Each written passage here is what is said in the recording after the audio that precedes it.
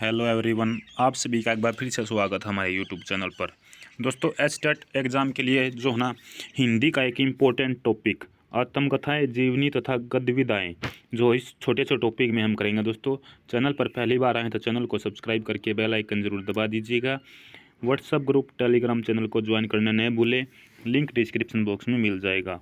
तो एक छोटा सा टॉपिक है, एचटेट एग्ज़ाम के लिए इंपॉर्टेंट है। यहाँ से क्वेश्चन जो है ना एचटेट एग्ज़ाम में आपका आ सकता है, तो वीडियो को ध्यान से और पूरी ज़रूर देखिएगा, साथ में साथ शेयर भी कर दीजिएगा।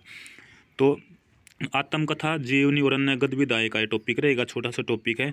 सबसे पहले बात करते हैं राम वृक्ष बेनीपुरी की। तो जो राम वृक्ष बेनीपुरी की है भी, वो है माटी की मूर्ति। आपसे क्वेश्चन में पूछेगा माटी की मूर्ति किसकी जीवनी आत्मकथा है, तो राम वृक्ष बेनीपुरी की। उसके बाद है महादेवी वर्मा। दोस्तों, हिंदी साहित्य में महादेवी वर्मा का नाम बहुत बारी आपने सुना होगा। तो इनकी प्रसिद्ध है भी ठकुरी बाबा। ठकुरी बाबा आपसे पूछ लेगा किसकी है, महादेवी वर्मा। उसके बाद है तुलसीदास। तुलसीदास का जो इम्पोर्टेंट है वो है मूर्धिया। मूर्धिया मूर्धिया तुलसीदास का जो है ना इम्पोर्टेंट रहेगा। अगला है दोस्तों शिवरानी देवी। शिवरानी देवी जो फेमस है वो है प्रेमचंद के घर में। प्रेमचंद घर में ये शिवरानी देवी का प्रमुख उपन्यास आपका रहेगा। मन्नू भंडारी, ये भी हिंदी साहित्यकार के एक प्रसिद्ध लेखक हैं। दोस्तों, इनकी है भी एक कहानी यह भी। आपसे एग्जाम में पूछ लेगा क्वेश्चन में, एक कहानी है भी, इसके लेखक कौन है या इसके लेखकार कौन है, तो मन्नू भंडारी आपको ऑप्शन में मिलेगा, ये राइट आंसर आपका होगा। अगला है दोस्तों विष्णु प्रभाकर। विष्णु प्रभाकर का है भी आवारा मसीहा।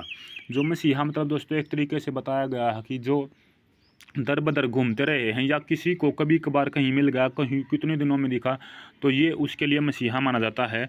तो आवारा मसीहा मतलब आवारा, ठीक है। आवारा से आप समझ गए होंगे किसका रहेगा, विष्णु प्रभाकर का। उसके बाद है हरिवंश राय बच्चन।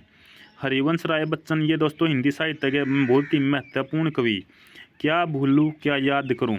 तो देखिए ध्यान रखना, हरि को हम कभी नहीं भूलते। एक ट्रिक भी यहाँ से आप बना सकते हैं, हरि को हम क्या बोलूं और क्या याद करूं, मतलब हरि को हम कभी भूल नहीं सकते, हमेशा में याद रहता है। तो हरिवंश राय बच्चन का है क्या भूलूं क्या याद करूं। ध्यान रखना, कभी हम रब को नहीं भूल सकते, हरि को, भगवान को नहीं भूल सकते। तो क्या भूलूं क्या याद करूं, हरिवंश राय बच्चन। अगला है भी रमणिका गुप्ता की है आपू हुदरे। आप उधर ही रम जाओ, आप उधर ही रम जाओ। तो आप उधरी रहेगा रमणिकी गुप्ता। ट्रिक बना लीजिएगा, आप उधर ही रुक जाओ, तो किसका, रमणिका गुप्ता की। अगला है हरिशंकर परसाई। हरिशंकर, देखिए हरिशंकर में भी शंकर और भोलाराम का जीव। हरिशंकर परसाई की जो है वो है भोलाराम का जीव। तो भोला और शंकर दोनों ही आपके मिलते जुलते रहेंगे, भोला शंकर महादेव, ये ध्यान रखना, भोला शंकर महादेव। तो भोले का जो जीवन है वो किस में बसा है, हरिशंकर में। भोला भी शिव हो गया और हरिशंकर। ध्यान रखना, ऐसे ऐसे वर्ड को आप रिलेट करके पढ़ सकते हैं दोस्तों, आसानी से आपको याद हो सकता है। अगला है भी कृष्ण चंद्र। कृष्ण चंद्र का है जामुन का पेड़।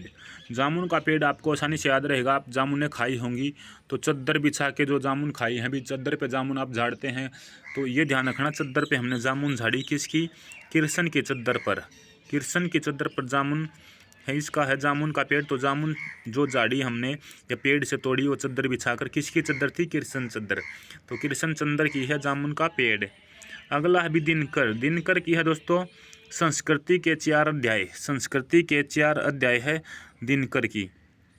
अगला है मुक्तिबोध। मुक्तिबोध है भाई एक लेखक की डायरी। दोस्तों यह ध्यान रखना, एक लेखक की डायरी गुम हो गई तो उसे क्या मिल गई, मुक्ति। मुक्ति यानी कि वो मुक्ति बोध से मुक्त हो गया। एक लेखक की डायरी गायब हो गई यानी उसे मुक्ति मिल गई। बस ये ध्यान रखना, एक लेखक की डायरी को मुक्ति मिल गई, तो मुक्ति बोध की क्या है, एक लेखक की डायरी। उसके बाद राहुल सांक्यार्तान। राहुल सांक्यार्तान का दोस्तों हरियाणा जी इसमें भी जिक्र आता है। राहुल सांक्यार्तान ने हरियाणा को क्या नाम दिया था, ये आपको कमेंट करके बताना है। तो राहुल सांक्यार्तान की है मेरी तिब्बत यात्रा।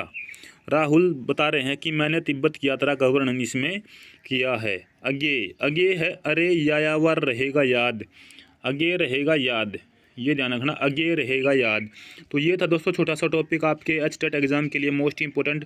अन्य हरियाणा के जो भी एग्जाम हैं उनमें भी दोस्तों बहुत बारी, क्योंकि हिंदी के क्वेश्चन आते हैं तो हिंदी के क्वेश्चन पूछ सकते हैं, लेकिन मोस्ट इंपॉर्टेंट रहेगा एचटेट एग्जाम के लिए।